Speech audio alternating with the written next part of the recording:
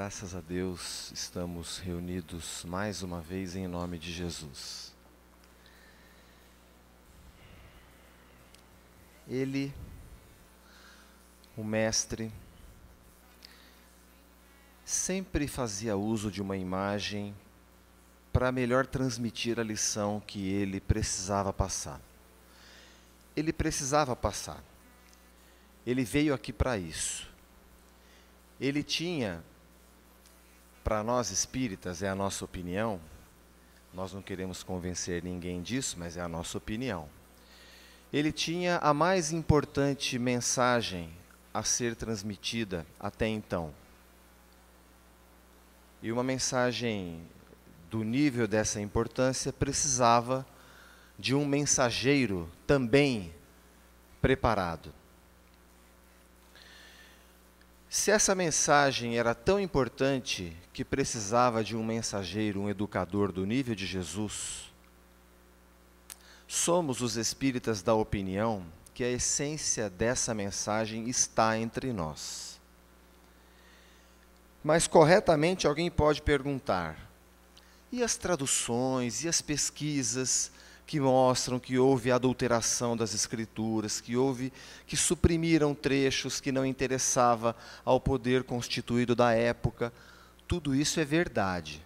As pesquisas demonstram que retiraram dos evangelhos muitos trechos que eram essa mensagem libertadora que a doutrina espírita prima por buscar dos evangelhos. É por isso que no Evangelho segundo o Espiritismo nós vamos encontrar não uma discussão se Jesus nasceu em Belém ou Nazaré, apesar de termos a nossa opinião, Humberto de Campos deixa claro isso, se Nossa Senhora foi concebida pelo Espírito Santo ou por José, também temos a nossa opinião, é por José, mas não discutimos isso. O fato é que Kardec vai em busca dos evangelhos a exemplificação moral. Ele busca aquilo que nós temos que estar atentos para que nós possamos, atentos a esses valores, lutarmos para alinhar a nossa conduta às recomendações de Jesus. Então, esse educador, ele, no nosso entendimento, não falhou. A mensagem dele não estando presente entre nós hoje significaria uma falha. Mas nós não podemos admitir isso. Reparem, quando nós planejamos bem algo, a nossa chance de acertar é muito maior. Quando nós planejamos o nosso trabalho, quando nós planejamos algo, alguma pesquisa, o trabalho profissional, o planejamento das empresas, o planejamento de quem é o executivo dessas empresas, de quem é colaborador, quanto melhor nós planejamos, maior chance de êxito nós temos. Mas nós estamos aprendendo a planejar. Não Jesus e nem Deus. E é mesmo Jesus quem diz que as pessoas aqui na terra honravam ele com os lábios e traíam com o coração. Então ele sabia o ambiente onde ele estaria ensinando as leis divinas. Tanto é verdade que ele também recomenda: orai e vigiai. Ele também recomenda: eu vos envio ao mundo, tendes a pureza das pombas, mas a prudência da serpente. Olha só como ele era plenamente consciente do ambiente onde ele iria trabalhar o processo educativo de revelação das leis divinas, que nós aprendemos pela escola cristã, mas que estamos muito seguros de que os nossos irmãos do budismo, do hinduísmo, do islamismo também tiveram acesso a essa escala de valores éticos universais que nós tivemos pela escola cristã.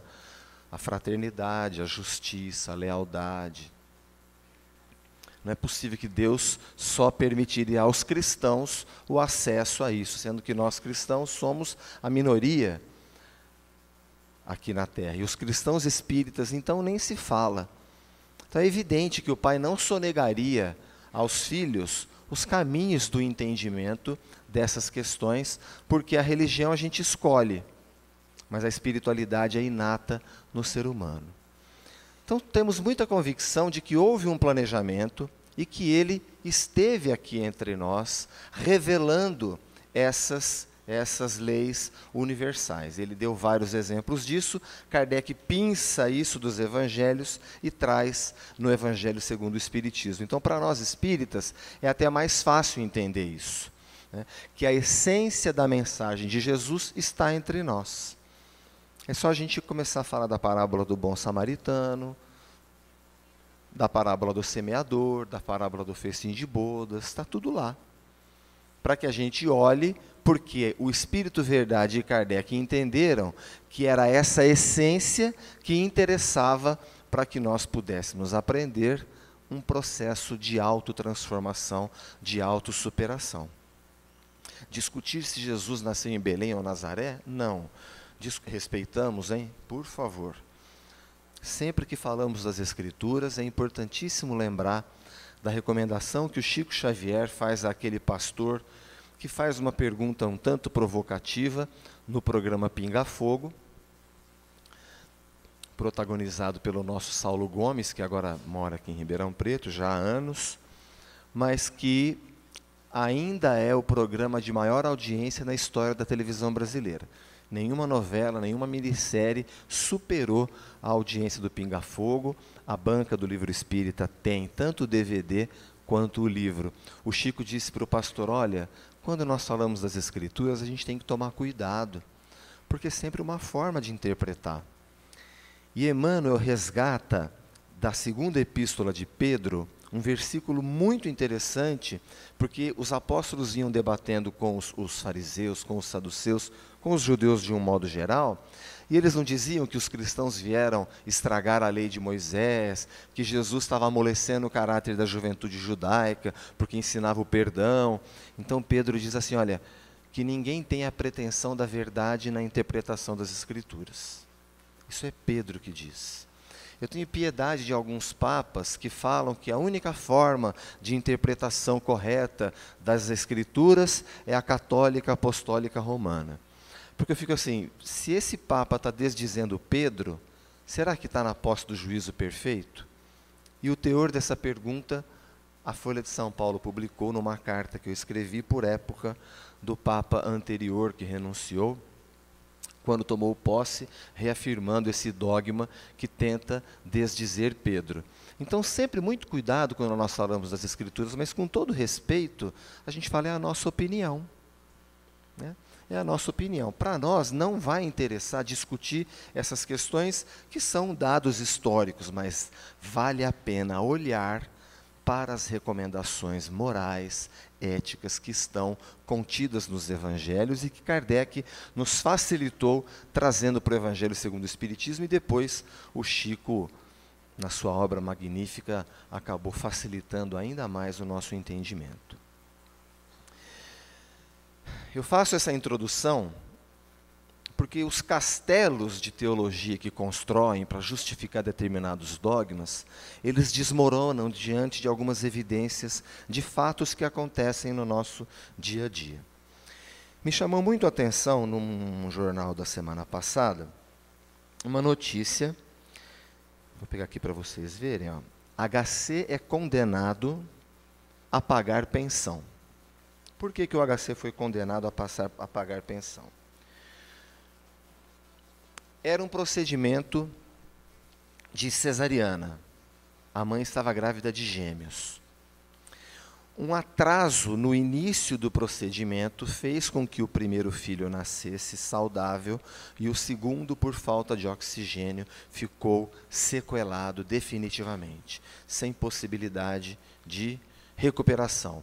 Ele praticamente vegeta, toma 4 medicamentos caríssimos por dia, e ele praticamente vegeta. E essa mãe carrega um trauma, porque todas as vezes que ela escuta o filho, que é saudável, hoje eles têm 10 anos, jogando futebol, ela tem uma dor, porque ela fala assim, era para esse aqui estar junto, mas está aqui. E o menino que joga futebol também sofre, porque ele fala, eu queria que meu irmão estivesse comigo, a gente nasceu junto, eu queria que ele jogasse bola comigo. É gostoso jogar com os meus amigos, mas eu queria que o meu irmãozinho jogasse comigo. A família carrega esse trauma. E essas notícias, uma criança que acabou de nascer, elas desmentem esses castelos de teologia. Eles caem como aquele coisinho de dominó, assim, que a gente vai derrubando um, ou cartas de baralho, e todas vão caindo. Repito com todo respeito. Mas veja bem, o que nós vamos dizer para essa mãe, ou para esse menino sequelado? Filho, desculpa, você é super azarado. Com você aconteceu assim. E você, joia, vai jogar bola, faz tudo o que você puder, porque você é super sortudo. A gente pode até alucinar um tipo de besteira dessa. Mas isso não tem explicação nos evangelhos, não é a opinião de Jesus. Aquela imagem que eu falava que Jesus nos coloca, é quando ele diz que não cai uma folha de uma árvore sem a permissão de Deus. Ele não construiu essa imagem, mas quer dizer que Deus permitiu então isso daqui? É evidente.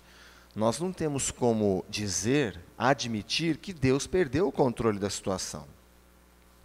O professor Allan Kardec, não sei se vocês já ouviram falar, que publicou o Livro dos Espíritos, ele também escreveu a quinta obra dele, que é a Gênese, na qual ele pesquisa com mais afinco essa questão da inexistência da sorte, do azar e dos milagres. Porque ele pesquisa assim, tudo na ciência tem uma explicação, tudo que a humanidade estuda profundamente, descobrem que existem leis perfeitas que regem tudo isso. Então, nós não podemos admitir que justamente a parte da criação de Deus, dotada de sentimento e razão, esteja sujeita à sorte e ao azar. Se nada está, lícito é deduzir que a vida humana também não está. E Jesus, ele antecipa essa conclusão do Kardec naquela frase, naquele ensinamento de que a cada um será dado segundo suas obras. Jesus vive insistindo nos evangelhos de que nós vamos viver as consequências do que estamos fazendo. E estamos vivendo as consequências daquilo que fizemos. Então ele diz, a cada um será dado segundo suas obras. Naquela cena que Judas entrega Pedro, naquela cena que Judas entrega Jesus, Pedro saca a espada, fere o soldado, Jesus fala, Pedro, guarda a tua espada, porque aquele que faz perecer pela espada perecerá. Ele vive falando isso, todo aquele que faz o mal, torna-se escravo do mal. Ele vive nos dizendo que as nossas atitudes têm consequência. Eu sempre gosto de provocar nessa hora, de dizer o seguinte, que não importa o crime que nós cometamos, nós estamos imediatamente perdoados. Com relação a perdão, nós não precisamos nos preocupar, né? Porque também o mesmo Pedro que feriu o soldado disse que, perguntou para Jesus quantas vezes deveria perdoar, se era 7 vezes, ele fala 70 vezes, 7 vezes, incondicionalmente. Ora, se Jesus é o revelador da lei de Deus, e ele diz que a lei é o perdão incondicional, é evidente que Deus dá o exemplo. Então, não importa o nosso crime, não importa o tamanho do nosso crime, nós estamos perdoados. Estou certo? O que acontece é que tem consequência. Então, não é que Deus fica de mal da gente, fala, eu estou de mal de você. Não, tem consequência. A gente pode até matar os outros, não podemos? A gente pode difamar, pode matar, pode injuriar, pode. Toda hora a gente pode fazer isso. O que Jesus está dizendo tem consequência. E o que Allan Kardec faz, além de fazer essa conclusão, essa análise filosófica, abordando os outros campos da ciência, é a pesquisa da realidade do espírito após a morte do corpo. Então ele faz esse raciocínio filosófico a partir da observação dos fatos e a partir das lições que grandes iniciados, lembrando que Leon Denis ele busca lá no hinduísmo, ele busca no judaísmo várias lições, mas Kardec acrescenta a pesquisa analisando a realidade do espírito após a morte do corpo. Então o que ele fez aqui? Ele conta, né, os espíritos quando se comunicam conosco nas sessões mediúnicas, eles contam o que eles fizeram. E existe uma identidade entre todos os que estão sofrendo. Existe uma identidade muito grande entre todos os que estão sofrendo. eles dizem: por que eu dei tanto valor a coisas que aqui não me valem nada? Mas eles escutaram Jesus dizendo: ajuntai tesouros no céu. Será que escutaram? Não sei. Nós escutamos. E entendemos que o céu é o sempre. O céu é o agora. Como que eu posso ajuntar um tesouro? A recomendação do Cristo é porque no céu a traça não rói, o ladrão não rouba, a inveja não cobiça. Não é isso? Então eu estou preparado para fazer a experiência aqui na Terra. Eu entendo que tudo aquilo que eu acumulo é meu. No entanto, quando eu deixo esse corpo de carne, esse menino pode vir a falecer, o menino que morava no Jardim Independência, o padrasto jogou no rio, o outro menino, os meninos na faixa de Gaza estão morrendo de bombardeio. O exemplo da criança é bom porque fica inescapável, né? Ele fica inescapável, quer dizer, não deu tempo dessa criança delinquir para arcar com uma consequência tão grande. A cada um segundo suas obras. Ok, mas o que o menino de 5 anos, de 4, fez para arcar com uma consequência tão dura? Né?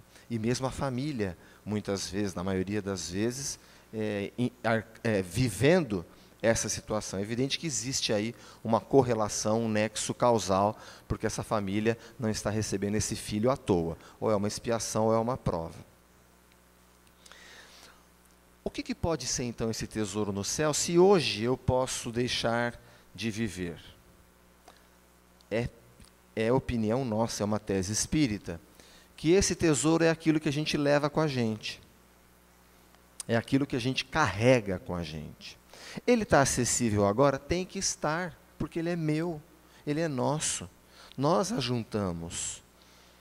Agora, não pode ser algo que eu vá usufruir no futuro, num céu que eu não sei o que é, distante. Nós precisamos daquilo que nós acumulamos agora. Precisamos fazer uso agora.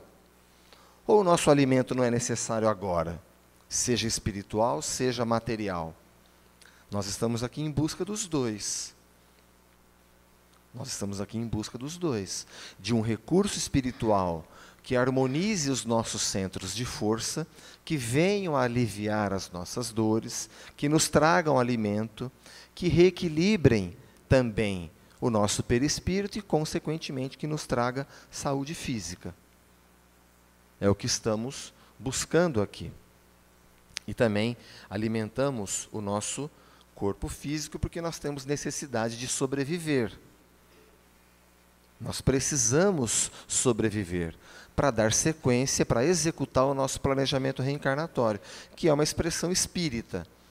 Planejamento reencarnatório é uma expressão espírita. É o conjunto de experiências que nós estamos vivendo, que no plano espiritual julgamos necessário para que vencêssemos o nosso passado de culpa, de dor, as nossas reminiscências, para dizer: olha, eu não aguento mais, eu prejudiquei o Serginho e está me ardendo a consciência. O Serginho confiou em mim, eu pisei na bola com ele, eu não aguento mais. Ah, não, então vai lá, refaz. Reencarna lá do lado do Serginho, e não sei se irmão, se filho, se pai, se marido, se mulher, cada um vai ter uma situação para viver essa experiência libertadora. O planejamento reencarnatório é isso. Então a gente precisa estar vivo. Parece bobagem, mas não é. Cuidar da saúde, das nossas atividades físicas, para que a gente tenha essa disposição de levar adiante a nossa experiência terrena. Lembrando que essa experiência terrena não tem menos valor que a experiência espiritual. Que é uma bobagem, uma armadilha que às vezes a gente cai, levando em consideração um pensamento correto, que a vida verdadeira é a vida espiritual. Muitas vezes a gente deixa de dar valor ao agora. Nada disso, é um erro muito grave, inclusive. Porque se nós tivermos junto à espiritualidade, o André Luiz detalha isso com muita clareza no Missionários da Luz. Se nós tivermos uma preparação para a presente missão, constituído uma família que nos recebeu, nesse planejamento está escrito todas as vivências que nós teremos como forma de reparar o nosso passado e de construir o nosso futuro. Isso aqui não tem importância? A certeza de que a vida verdadeira é a vida espiritual é apenas para que, diante das circunstâncias difíceis, a gente não apavore e não ache que aquilo é o fim do mundo. Não é o fim do mundo, porque a morte também não é o fim do mundo. A morte é só a morte, é só uma transformação. Mas apavora, porque nós temos um instinto de sobrevivência, que é divino em nós também. E esse instinto de sobrevivência faz com que a gente lute para ficar vivo. Está lá na lei de conservação no Livro dos Espíritos. E nós vamos vivendo, então, o nosso planejamento reencarnatório, que para uns está assim. Nós precisamos lembrar disso, porque essa realidade dos fatos que estão diante de nós, e nós vivemos uma época, para toda geração tem a sua dificuldade, às vezes a gente fala assim, nossa, mas agora está difícil demais. É verdade, nós estamos vivendo uma fase especial, mas não dá para dizer que é diferente daquela que os nossos bisavós viveram na Primeira Guerra, os avós na Segunda Guerra. É um momento diferente. Não sei se é porque para nós também o Chico anunciou pelo Emmanuel, ou Emmanuel pelo Chico, né? De que esse século seria um século de transformação intensa. Também está lá no Pinga Fogo essa informação que o Emmanuel passa através do Chico, né? Que o planeta Terra se transformaria num planeta de regeneração e não mais de provas e expiações, que nós vamos ter espíritos que são recalcitrantes no erro, que vão ser gentilmente convidados a se retirar. Para o inferno, não, nós não acreditamos no inferno. Mas os nossos irmãos capelinos estiveram aqui e foi tamanha a diferença do ambiente onde eles encontraram, que eles passaram a acreditar que toda a pessoa que faz o mal, ela reencarna no corpo de um animal. É uma loucura, né? Na Mocidade Espírita, uma vez uma amiga minha foi e escutou esse assunto, nunca mais apareceu. Falou, vocês são tudo louco. Mas é uma tese, né? É uma tese que o Emmanuel explica lá no livro A Caminho da Luz, e o Kardec também no Livro dos Espíritos, e também está lá nas Escrituras, no Gênesis, né, a expulsão de Adão e Eva do paraíso, ela é simbólica, porque qual é a condenação para Eva? Parir com dor? E para o Adão, vai viver do suor do seu próprio rosto? Mas talvez seja uma forma de entendermos que lá no planeta de onde eles vieram, o trabalho já não era mais nada braçal, né? E a reprodução também talvez não fosse como é a nossa, sexuada. Será que lá eles se reproduziam por clonagem? Não sei, porque para dizer que uma condenação é essa, mas é um símbolo para dizer que essas consequências, elas podem se dar não somente aqui, e que esses espíritos que estão insistindo na postura antiética, estão atrasando a evolução moral do planeta, é uma tese espírita que eles vão ser convidados a habitar um novo planeta, porque vai estar em condição, em igualdade de condição moral para eles também poderem trabalhar o seu adiantamento. Significa, gente, que essas sucessões de fatos traumáticos do nosso dia a dia, inclusive e principalmente os que nos dizem respeito, não significa abandono de Deus. Muito pelo contrário. Significa que Ele já encontrou em nós, Ele já entendeu que nós temos condições emocionais e espirituais de vivermos essas experiências libertadoras. Cada um a sua. Uns, os traumas são mais fortes, outros não. Precisamos lembrar quando Jesus diz assim, andai enquanto tendes luz. Às vezes a gente fala assim, como assim?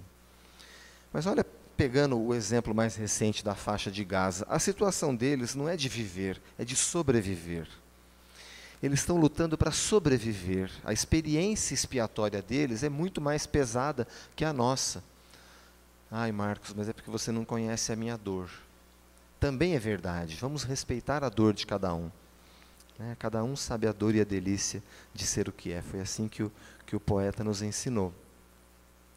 Mas é evidente que alguns de nós está em condição de colaborar mais, de cooperar mais, do que outros irmãos que estão lutando para sobreviver. Né?